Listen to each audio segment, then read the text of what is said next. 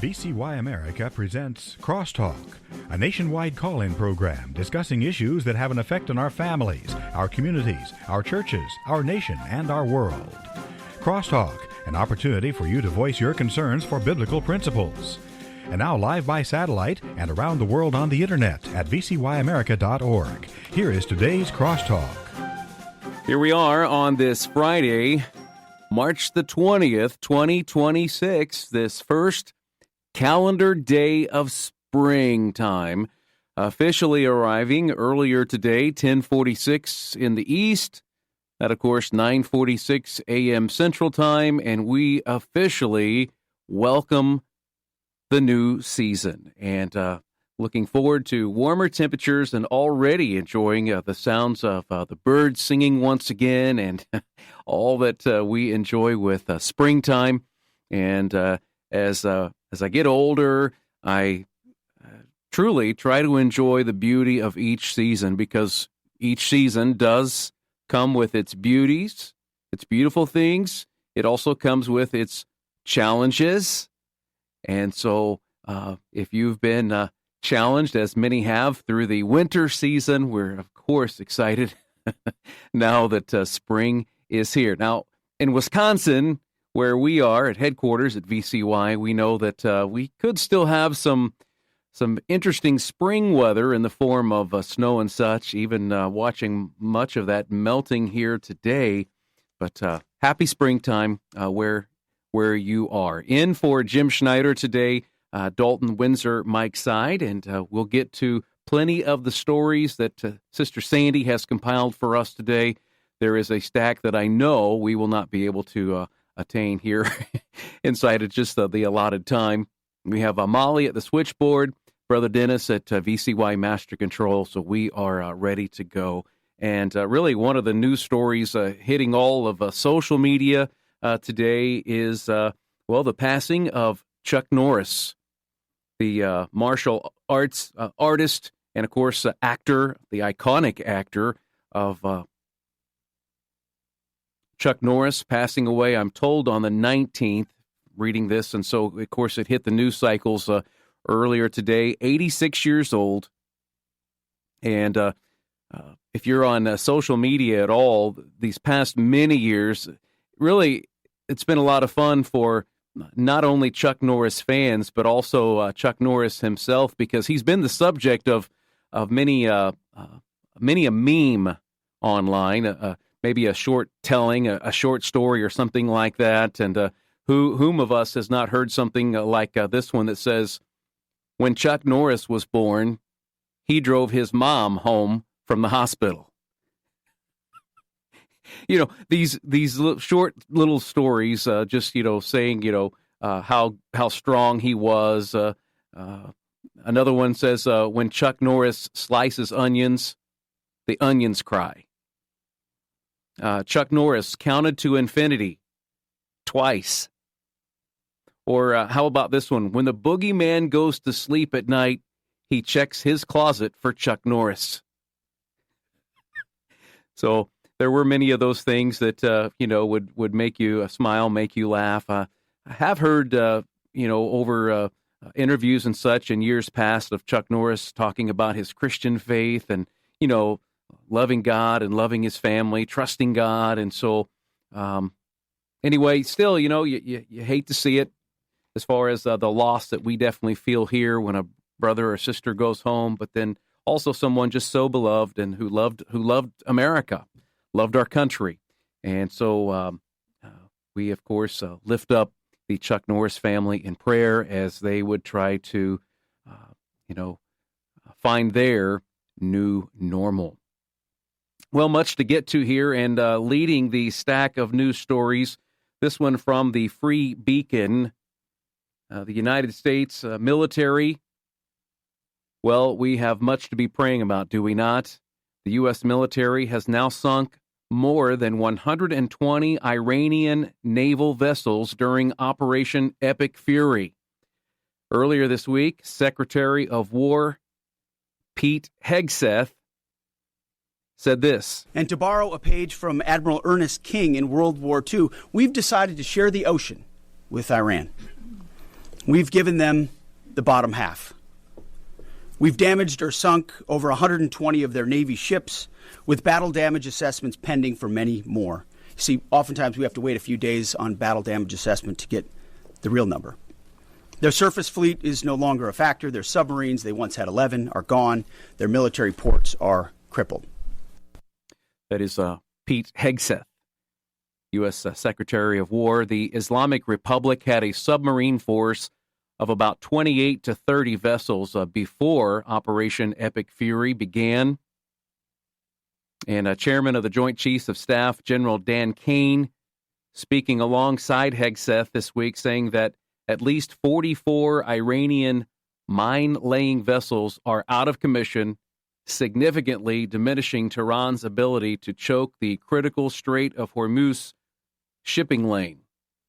The U.S. military dropped 5,000-pound penetrator weapons onto the underground bunkers there, preventing the regime from accessing weapons in its reserves. PJ Media saying that after days of delay, complaint, and indecision, 6 nations have now committed to helping the U.S. patrol the Strait of Hormuz. The strait that we speak of here, a major source of petroleum products for Europe and Asia, and is critical to Europe's energy security. Besides Japan, the countries that are now stating their readiness to assist in patrolling the Strait of Hormuz are Great Britain, Italy, France, Germany, and the Netherlands. This says, we condemn in the strongest terms recent attacks by Iran on unarmed commercial vessels in the Gulf, attacks on civilian infrastructure, including oil and gas installations, and the de facto closure of the Strait of Hormuz by Iranian forces. This from the countries that were explained in this joint statement. The statement said, we express our deep concern about the escalating conflict. We call on Iran to cease immediately its threats, laying of mines, drone and missile attacks, and other attempts to block the strait to commercial shipping and to comply with UN Security Council Resolution 2817. Freedom of navigation is a fundamental principle of international law, including under the United Nations Convention of the Law of the Sea. From the Epoch Times, the USS Boxer Amphibious Ready Group and the 11th Marine Expeditionary Unit, currently based out of San Diego, California, all set to sail across the Indo-Pacific region to reach the waters of the Middle East. This from a U.S. military source that is familiar with the matter. A combined ARG and MEU would consist of around 5,000 sailors and Marines. These additional troops would join around 50,000 U.S. troops already deployed to the Middle East as joint U.S. and Israeli military operations against Iran continue. News of this force deployment comes just days after the Department of War ordered the USS Tripoli, ARG, and its attached 31st MEU, again MEU, Marine Expeditionary Unit, all to relocate from the waters near Japan to the Middle East.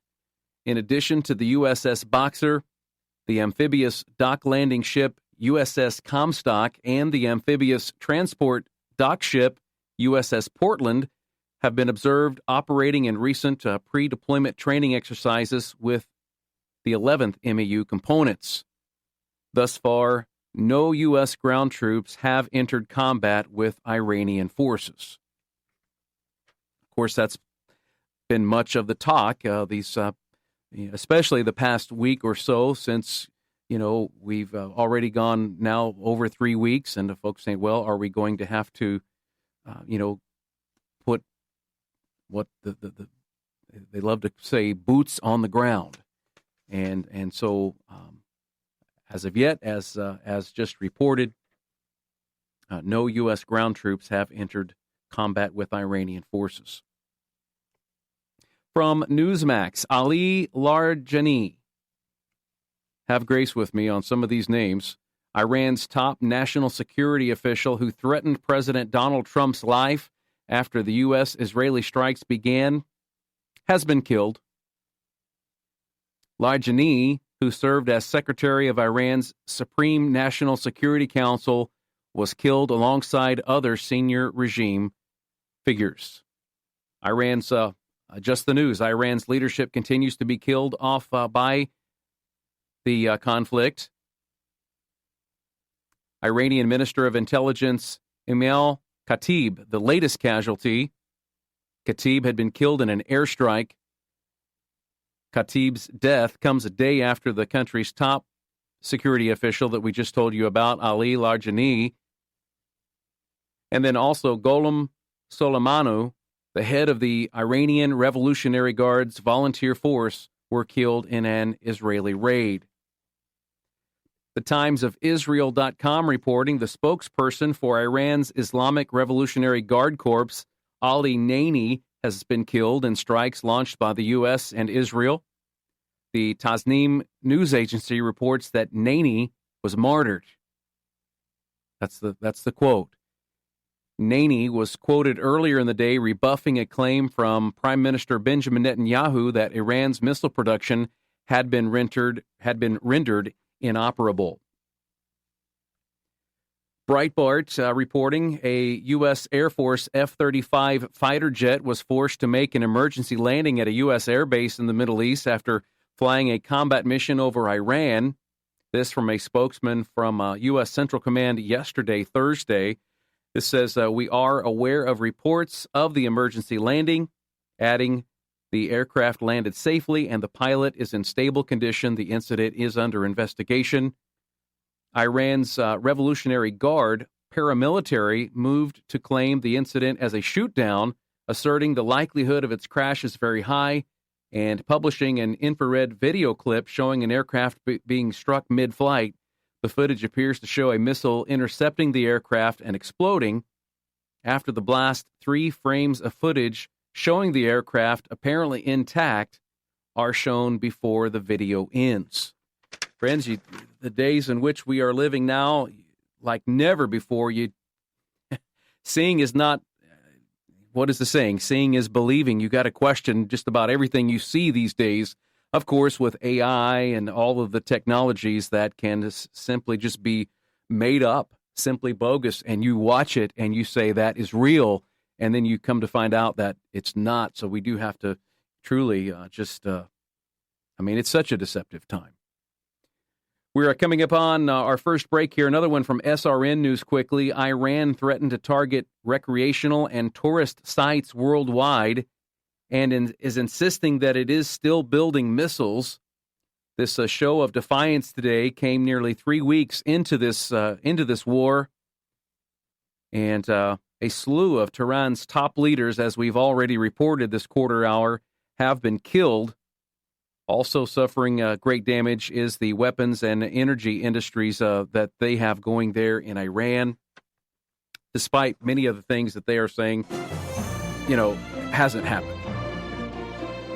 A couple of more stories that we need to cover on the current war, and we'll get to that on the other side. You're listening to News Roundup and Comments on this Friday, the first day of spring, March 20. Happy springtime. Stay with us.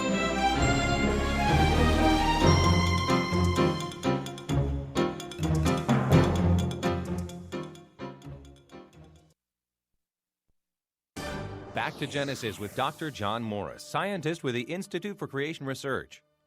Dr. Morris, how can some lizards walk and even hang upside down on very smooth surfaces? Chris, this is an amazing feat. Consider the gecko, which can stick to almost any surface, even a polished pane of glass. It attaches itself by tiny hairs on its feet, which are so tiny they're packed at about 500 per square inch. Each hair exerts a tiny chemical force which is attracted to the glass surface, and together they support the weight of the lizard. By curling and uncurling the toes, the lizards can break this bond and move on and take another step. Often engineers notice an ability in animals and attempt to mimic it in engineering design. And that's what they're trying to do in this case. Maybe by modeling the gecko lizard, we can even have Spider-Man clinging to smooth surfaces. Such things are possible if you go back to Genesis for your starting point. Thanks for joining us for Back to Genesis.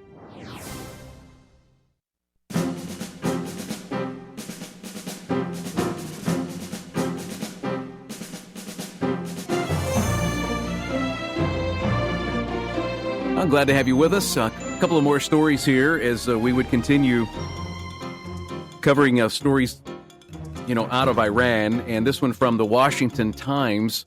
An Israeli-led airstrike on Iran's South Pars gas field triggered a massive Iranian counterattack yesterday, Thursday, with Tehran targeting energy infrastructure across the Gulf with scores of ballistic missiles and drones. And friends, as we hear a headline like this, where is your mind going? What do we always know is soon to be happening here where we are when we hear about this type of stuff going on? We think of oil prices. We're going to get to that story in just a minute. Officials in Qatar, Saudi Arabia, and the United Arab Emirates and Kuwait all reporting downing Iranian drones or missiles early Thursday. Qatar's Ras Laffan industrial city, which produces at least 20% of the world's liquid natural gas supply, sustained, quote, extensive damage, end of quote, from an Iranian attack. Iranian attacks also on Saudi Arabia's Aramco Exxon Samref refinery located near the western city of Yanbu. Emirati defense officials said they intercepted 13 ballistic missiles and 27 drones in overnight attacks on the UAE energy sites. The Epoch Times also reporting that European gas prices surged on March the 19th, jumping as much as 40% before powering gains after the strikes on Iran's giant South Pars gas field. Dutch TTF natural gas futures, considered the European benchmark, later eased back from their highs to around 20% on the day after. Newsmax, global energy markets bracing for a potentially historic price surge as Saudi officials warned that crude oil could spike to $180 per barrel or higher if ongoing supply disruptions tied to the Iran conflict are not resolved by late April. At $180 a barrel, what do you think we would be paying here in the States? At $180 a barrel, Americans would have to pay more than $5 a gallon? Higher. More than $6 a gallon? Higher. More than $7 a gallon at $180 a barrel. That's according to the estimates. More than $7 a gallon is where Americans could be headed should this continue into, next month and late next month, April. Saudi Arabia standing to benefit from higher oil revenues. Officials are increasingly alarmed at the broader economic consequences such as this spike that could trigger, including demand destruction and global recession. Analysts note that prices have climbed roughly 50% since hostilities escalated in late February. A key driver of the surge is the effective shutdown of shipping through the Strait of Hormuz that we've already talked about. That, of course, one of the world's most critical oil choke points. Before the conflict, Saudi Arabia alone exported as much as 6 million barrels per day through the Strait. Speaking of oil prices, desperate to rein in oil prices, Treasury Secretary Scott Bessent telling Fox Business his department may soon lift sanctions on about 140 million barrels of Iranian oil that it's already in transit. Also, he's floating another release from the Strategic Petroleum Reserve as one of lots of levers, he says, that they can pull. Lots of levers that officials can pull, according to Treasury Secretary Scott Bessent. We'll follow that one for you. Newsmax, federal authorities have moved to seize a network of internet domains allegedly tied to an Iran-linked hacking operation accused of targeting government systems, private individuals, and critical infrastructure, all according to a newly unsealed affidavit filed in U.S. District Court in Maryland. The FBI affidavit identifies 4 domains, including Justice 4 and Handala hack that investigators say were used by a coordinated cyber group operating under multiple aliases, including Homeland Justice, Handala Hack, and Karma Below. Authorities allege these sites were instrumental in cyber intrusions, data theft, and the public release of sensitive personal information.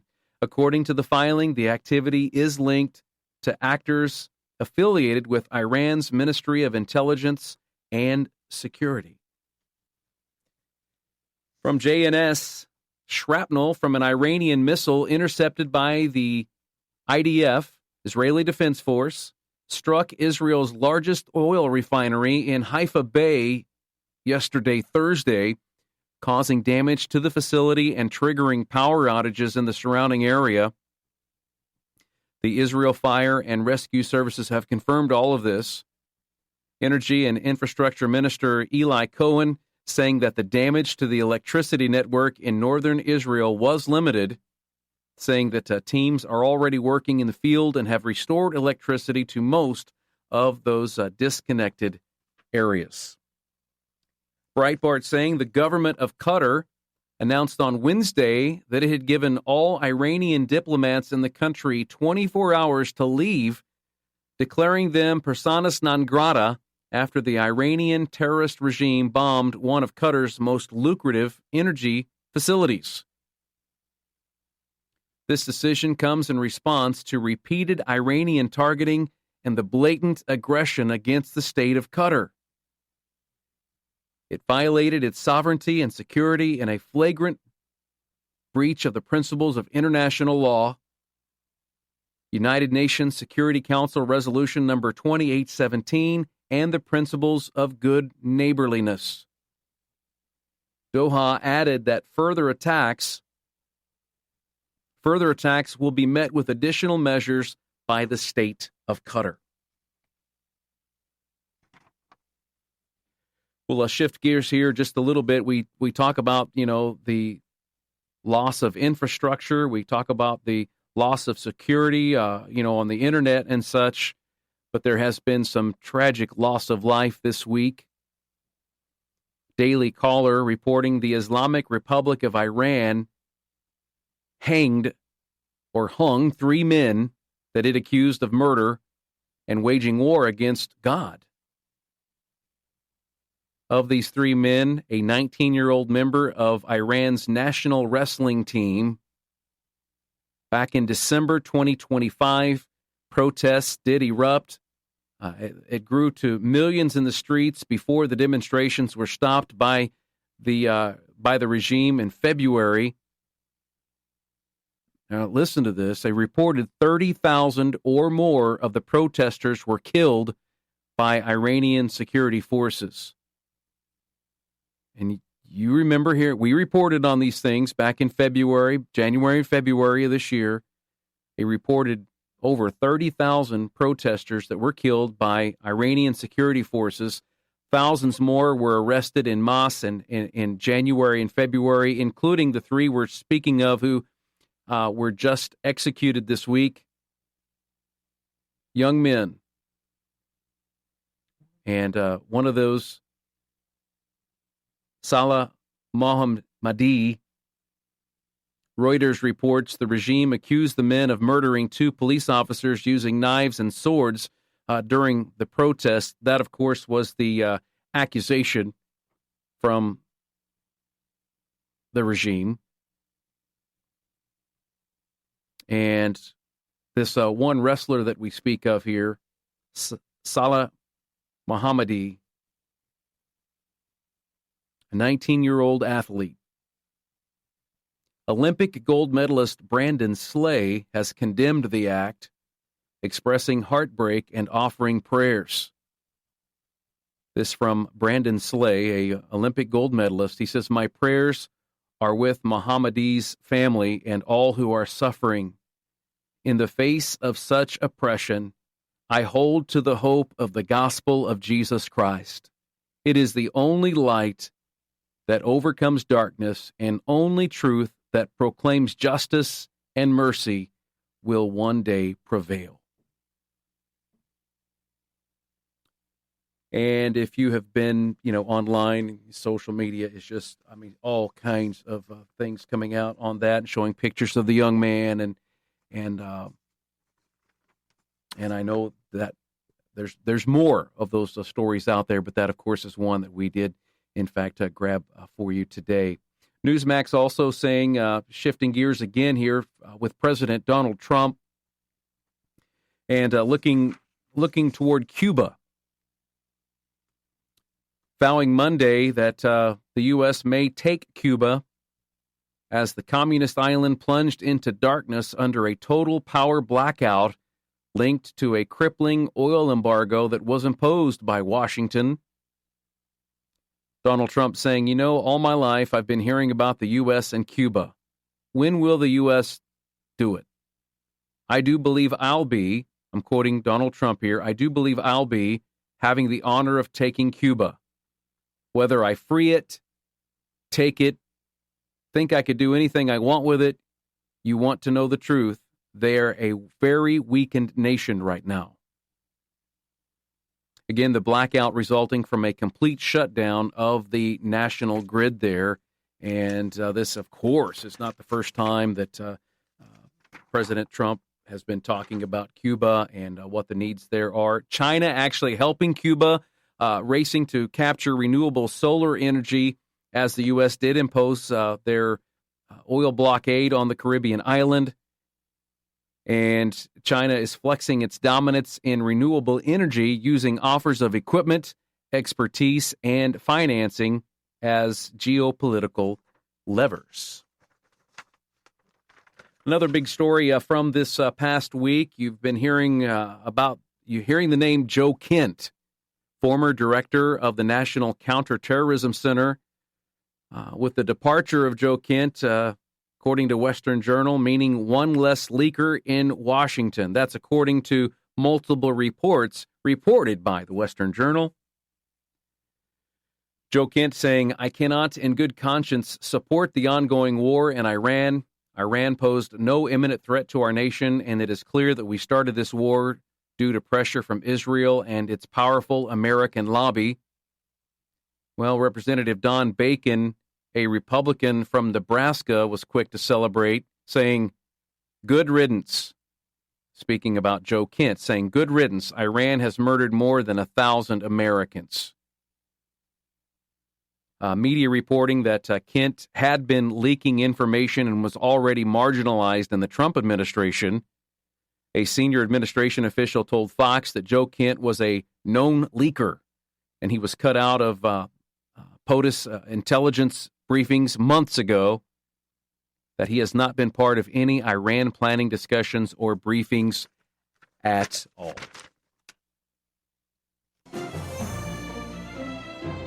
Great time to take this short break. We will come back, of course. And what about the Senate? Have they passed anything? Have they been doing anything? Oh yeah. Chuck Schumer has a few things to say. Wonder if he regrets what he said.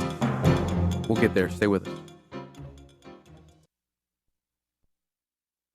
Christian film writer, director, and producer Rich Cristiano has released 4 powerful films that motivate, encourage, and challenge believers. These also share an evangelistic message to the lost. VCY is offering the Cristiano 4-pack DVD set.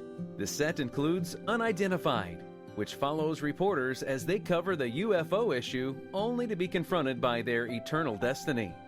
The Secrets of Jonathan Sperry, demonstrating the powerful impact a senior citizen has on young boys to reach others with the gospel. Play the Flute, which follows a youth leader who is put in charge of a teen group that is filled with spiritual apathy and finds himself in an uphill battle. And then A Matter of Faith, showing a Christian girl whose faith is challenged as she leaves for college. This 4-pack Cristiano set is available for $35 when you call 1-800-729-9829.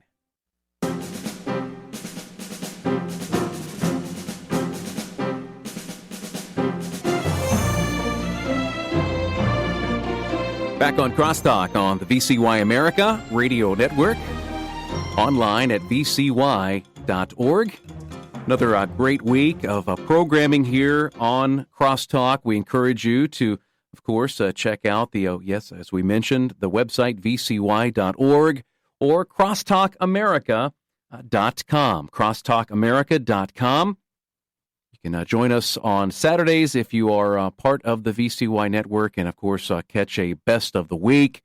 But Fridays always brings the news roundup and comment as we are in here today.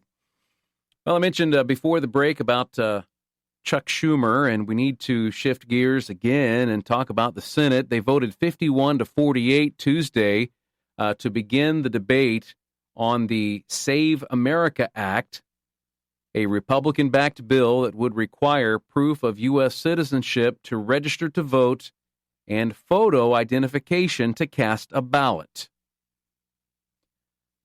The procedural vote fell largely along the party lines, with Alaska Republican Senator Lisa Murkowski opposing the measure and North Carolina Senator Tom Tillis not even voting.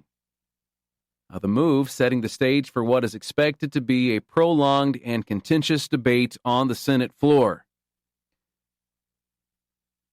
The move sets the stage for what is expected to be a prolonged and contentious debate on the Senate floor.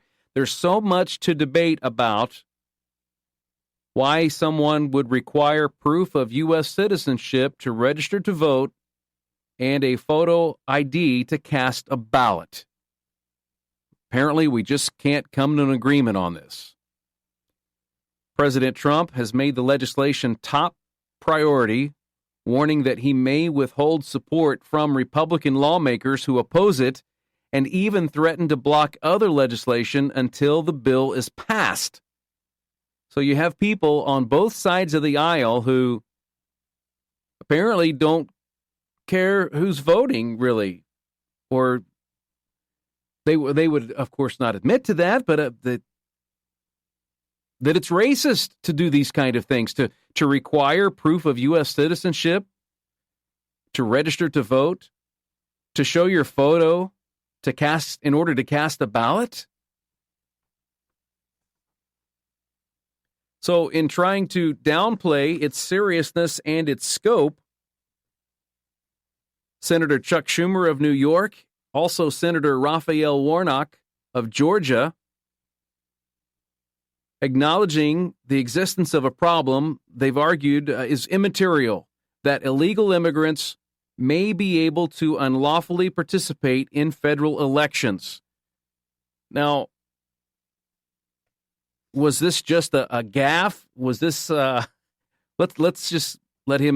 let Chuck Schumer tell us for himself. The core of the bill is handing the voter rolls over to DHS, putting them through an algorithm designed by Moj and Musk that supposedly knocks out illegal immigrants from voting.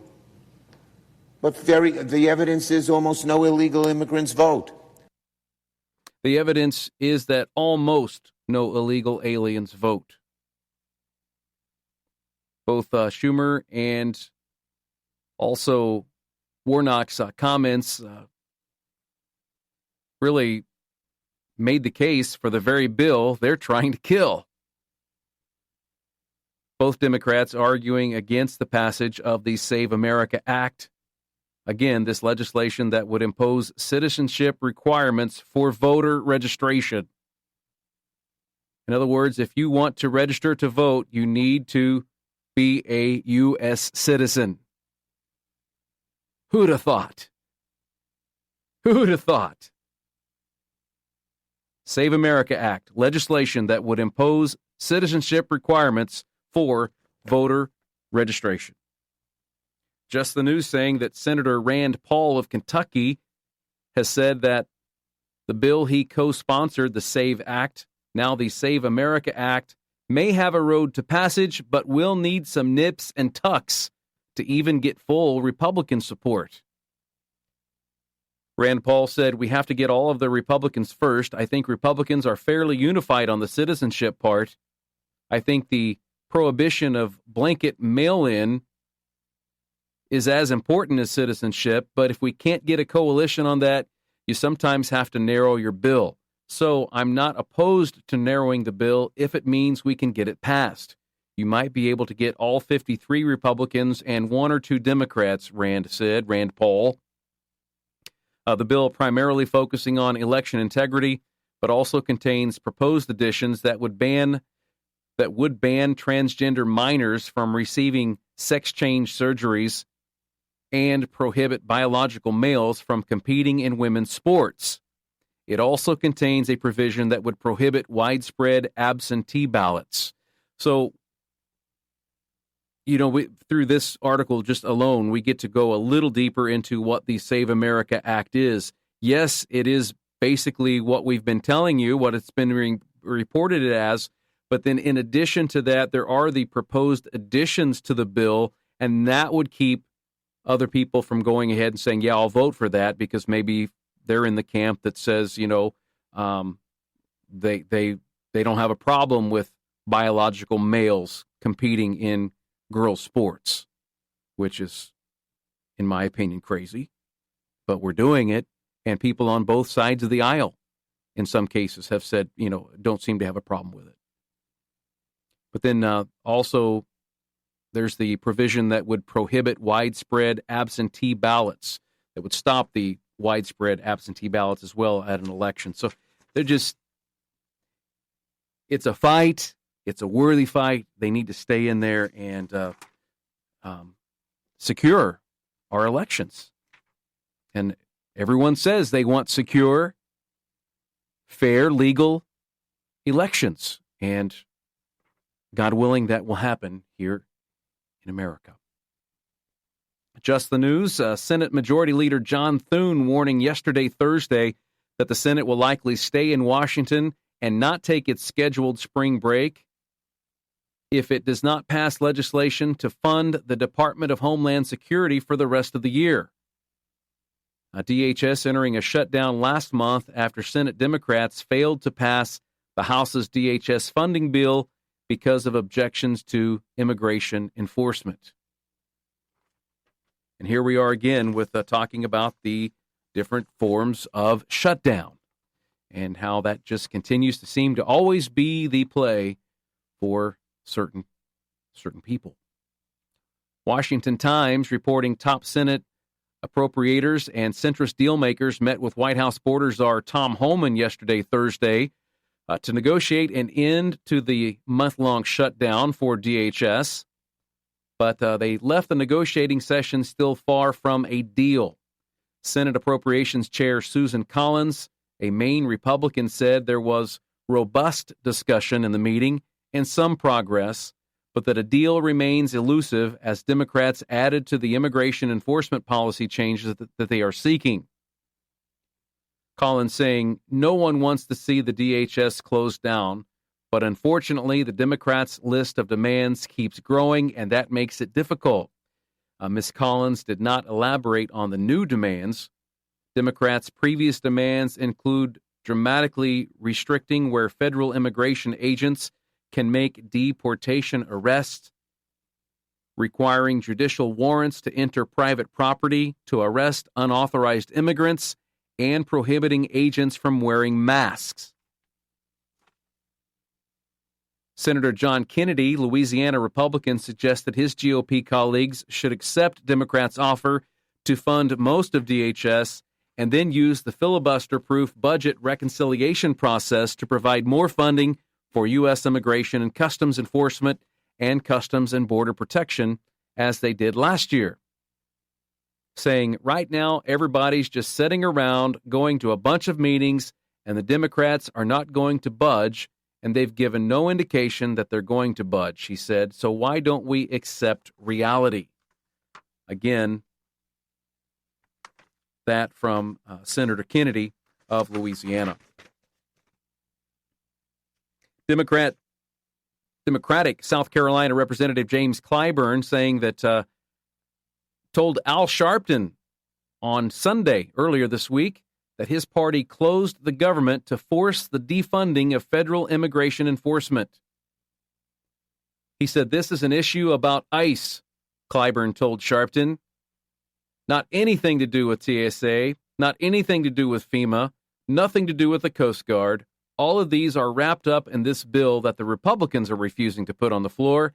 We will vote for that, but we are not going to fund ICE to continue killing people, to continue masking themselves so no one can identify them. Who was that talking? Democratic South Carolina Representative James Clyburn, again, as he told host of MS Now, Al Sharpton, back on Sunday, earlier this week. The Geller Report, CEOs of nation's leading airlines publish an open letter pressing Democrats to open the government. On Friday, our TSA workers got a $0 paycheck from the letter signed by 10 CEOs. There are very few issues upon which 9 out of 10 Americans agree. However, in recent polling, 93% of your constituents across the country supported paying federal aviation workers during government shutdowns. Furthermore, 88% of Americans said long lines and extended wait times at airport security checkpoints are likely to be repeated if TSA officers continue to work without pay during future shutdowns. It's past time for the government to make sure that TSA officers, U.S. Customs clearance officers at airports, and air traffic controllers are paid for the job they do.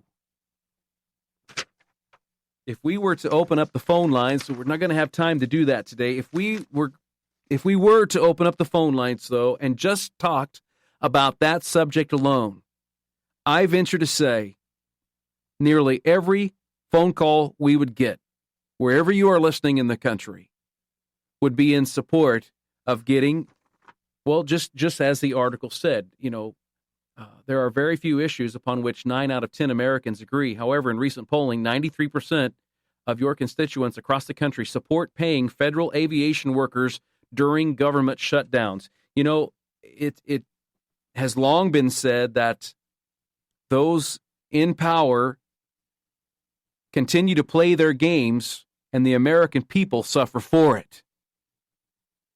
And if certain portions of government and government employees do not get paid during government shutdowns, why aren't all of them not getting paid? That is a question that we hear a lot. Well, why not? It's a sincere question. Because certain ones who have the power to shut the government down, interesting, they don't miss a paycheck. We are coming up on yet another break, and we'll get into one final segment here shortly. You've got to hear how President Trump answered just stay with us. He had a classic answer to a reporter talking to them about, well, why didn't you tell more people about this before you went in on Iran? Why? Why did you have to? Why the surprise? His answer is classic. Stay with us.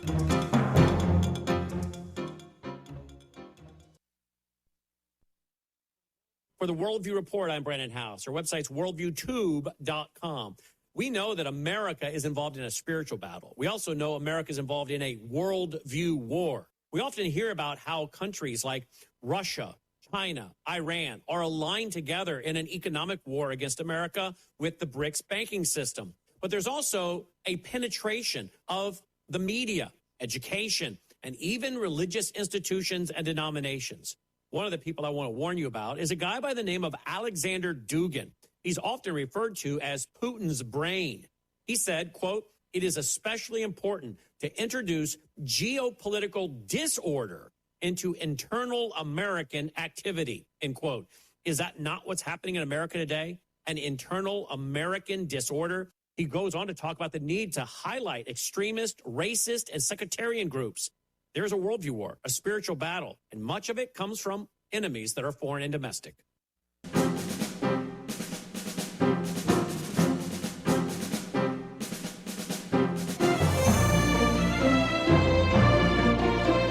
Back for these final minutes of a Friday News Roundup and Comment. Thanks again for joining us.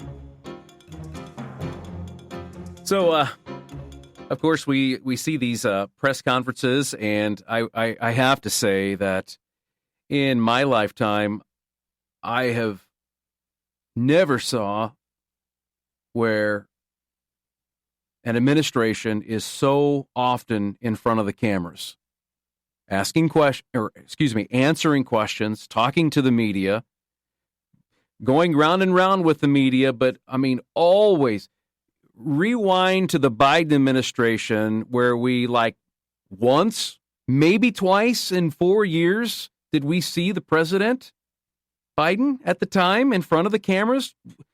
Once or twice in an official setting.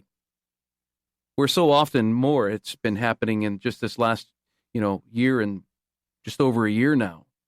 And I appreciate that. And sometimes some of the great moments come out of these. I believe this was on the 19th, published March 19, yesterday, Thursday. And President Trump is asked, Japan and the U.S. are very good friends. But one question. Why didn't you tell U.S. allies in Europe and Asia, like Japan, why didn't you tell about the war before attacking Iran?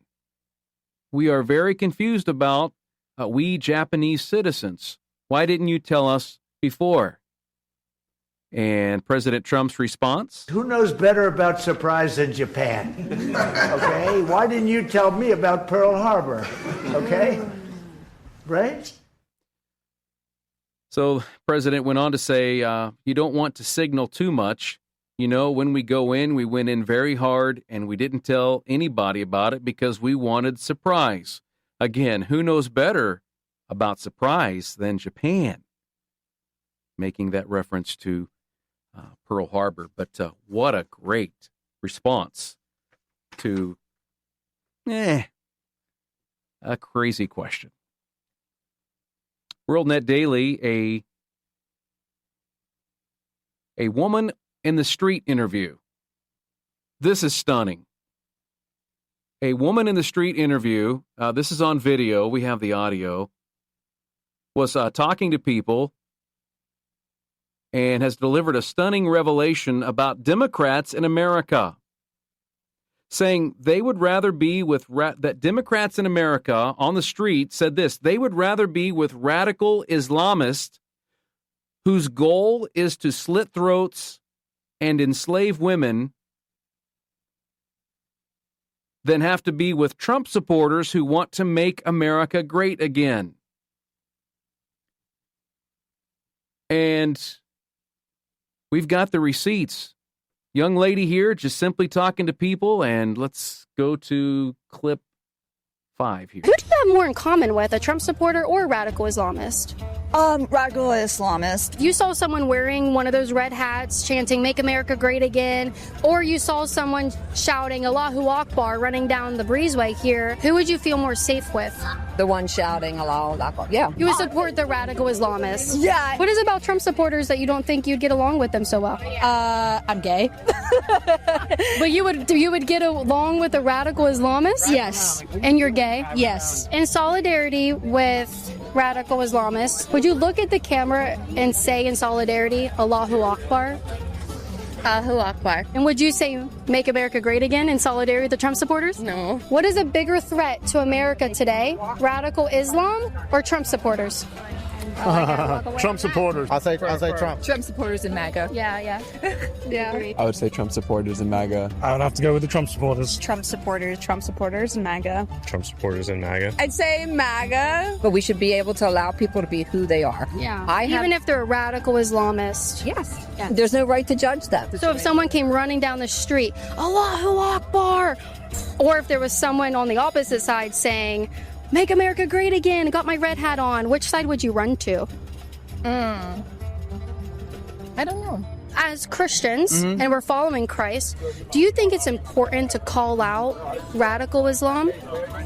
No, because it's a freedom of religion. Yeah, it's a freedom of religion. How many terrorist attacks did Trump supporters engage in last week?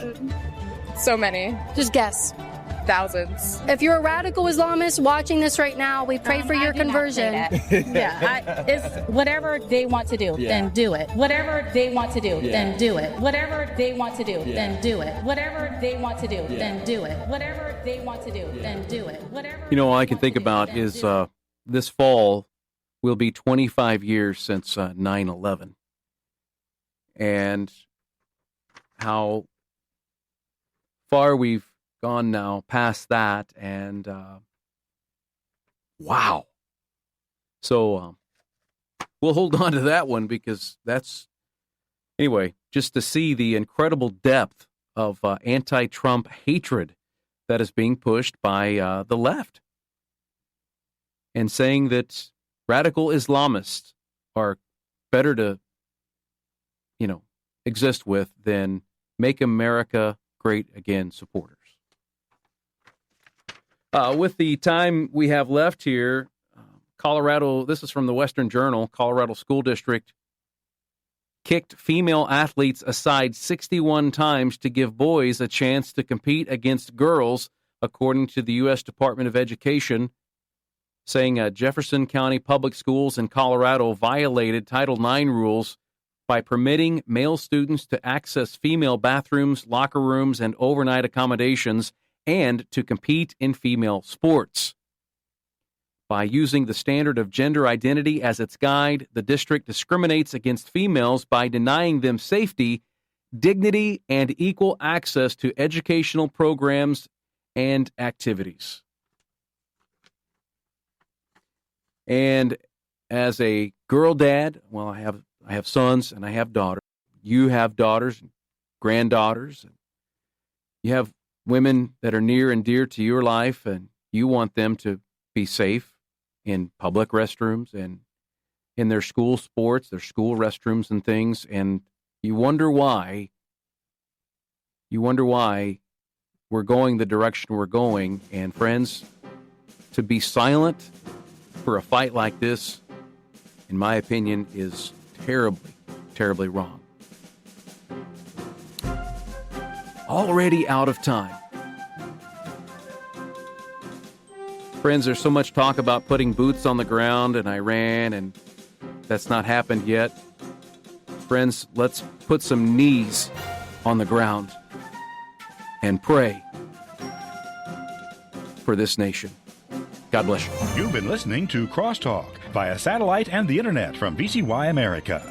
Views expressed may or may not be those of this station.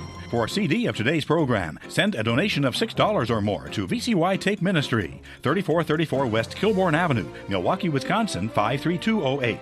Or download by RSS or podcast from crosstalkamerica.com. And join us again for Crosstalk.